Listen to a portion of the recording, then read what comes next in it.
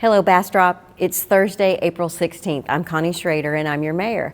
I had my mask on because I wanted you to recognize me if you happen to see me walking into one of our great restaurants to pick up my lunch. I'm wearing my mask when I'm out in public, and I didn't wear my mask when I was at City Council meeting, and I'm not wearing my mask right now because I am far more than 6 feet away from anyone, so I know that I'm good to not have my mask on right now.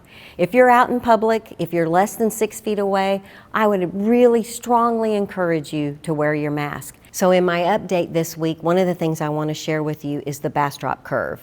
You've seen the Texas curve and the national curve, and we hear about 10,000 people in New York City, and that feels a million miles away. But in Bastrop County, our number is up to 37 as I sit and record this today. It's a really high number if you think that just 3 weeks ago we weren't even in double digits. Those numbers go up, and that's the curve that we're trying to flatten. You'll see an example of that curve. It's a pretty steep slope. We want that slope to flatten, and we're all looking forward to the time when that number starts going down. Please do what you can to help us flatten the curve. I talked to you a couple weeks ago about the dashboard that Bastrop County Emergency Management is providing. And if you've looked at it in the last couple days, you'll see that there's no longer the persons under investigation. The reason that that information has been removed is because the CDC guidelines for testing have been relaxed. If you are experiencing symptoms, you still need to talk to your doctor. Your doctor will let you know what needs to be done for you to be tested. So you may see the increase in the case numbers, but we aren't reporting that through the persons under investigation. What we will be reporting is the confirmed cases. And that goes back to our curve, that curve that we're all trying to flatten by making sure that we all abide by social distancing and wearing our face coverings when we're in public. We're in a medical emergency, and I realize that some of you don't know some of the details behind the city's roles in emergencies. Not only am I your mayor, I am the director of emergency management. That's a role that I only play during an emergency, but I'm not the only one that has two roles. Nearly every staff person at the city of Bastrop has trained for a specific role in an emergency. We have public information officers, operation branch managers. There is a national NIMS system that the Texas Department of Emergency Management follows, and all of the people that you pay for as a part of city staff, they're all trained with a secondary role that they play. Let me give you an example.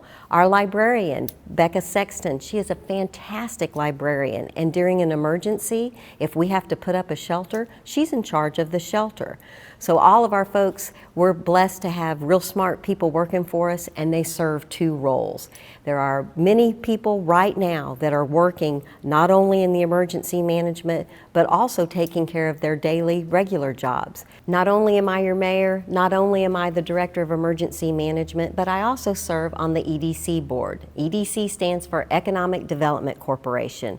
And on Monday, they had a special meeting and awarded 62 businesses the very first tranche of COVID grant money. $185,000 was given out to 62 businesses. I just saw an email, and those checks will be out to each of the businesses by close of business on Friday.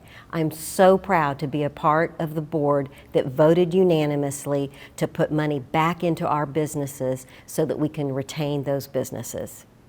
So Bastrop, we've talked about BEDC, we've talked about detention ponds and essential services, and I want to tell you, we're doing this on Thursday, and we're all expecting a lot of news tomorrow. And I don't know exactly what the governor's going to say. I know April 30th is right out there, and we're all wondering what's going to happen on May 1st. What I do know is I can count on each of you to follow the guidelines that the governor gives us and that our county judge gives us. And I know each of you are working at staying home if you can to protect those of us who can't stay home.